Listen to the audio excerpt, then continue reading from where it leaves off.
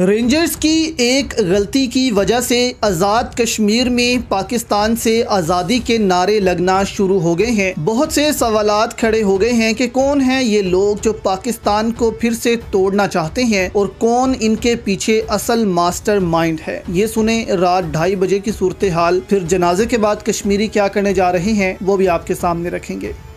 अस्सलामुअलैकुम जी। मुजफ्फराबाद शहर में इस वक्त रात के 2:30 बज रहे हैं और रात के 2:30 बजे सूरत हाल ये है कि मुजफ्फराबाद शहर मुकम्मल तौर पर रियासती मशीनरी से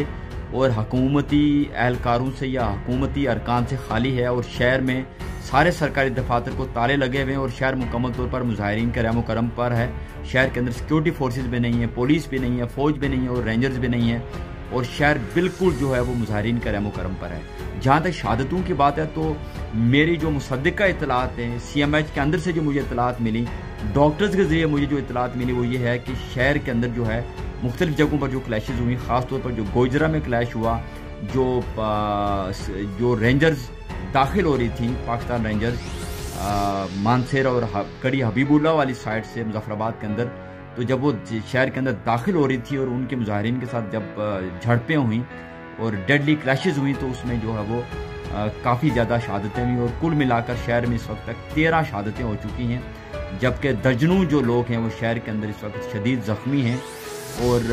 यूँ कहा जा सकता है कि शहादतों में जो है वो इजाफा हो सकता है। लेकिन अभी तक जो वरसा को लाशें सौंपी गई हैं वो तकरीबन 4 लाशें जो हैं वो वरसा के हवाले की गई हैं। जहाँ तक अवामी एक्शन कमेटी की बात है तो रात की इस वक्त तक यानी कि 2:30 बजे तक अवामी एक्शन कमेटी ने कोई बात नहीं की मुजाहिरीन के साथ और अवामी एक्शन कमेटी। तो अब जो कश्मीरी शहीद हुए हैं इनके जनाजे की तैयारियां शुरू हो रही हैं। लाखों की तादाद में लोग वहां मौजूद हैं और ये सुने कि यहाँ इस जनाजे के बाद क्या होने जा रहा है कश्मीर में, ये ज़रा आप वीडियो देखें।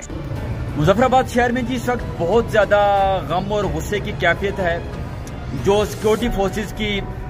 फायरिंग से जो शोहदा हैं उनकी तादाद 13 तक जा पहुंची है और अभी भी 5 से 10 ऐसे जख्मी हैं कि जिनके बारे में ये कहा जा रहा है कि उनकी हालत काफ़ी नाजुक है और जो शहादतें उनमें इजाफा हो सकता है। इस वक्त शहर मुकम्मल तौर पर मुजाहिरीन के कंट्रोल में है और यूनिवर्सिटी ग्राउंड में लाखों की तादाद में लोग जमा हो रहे हैं जहाँ पर शोहदा के जनाजे लाए जा रहे हैं और शोहदा की नमाज जनाजा जो है वो यूनिवर्सिटी ग्राउंड में अदा की जाएगी और उसके बाद अवामी एक्शन कमेटी जो है वो आइंदा के लाए अमल का ऐलान करेगी। शहर कंट्रोल में है मुजाहिरीन के और जो सिक्योरिटी फोर्सेज हैं वो सिर्फ छतर के इलाके में हैं जहाँ उन्होंने असम्बली और जो बाकी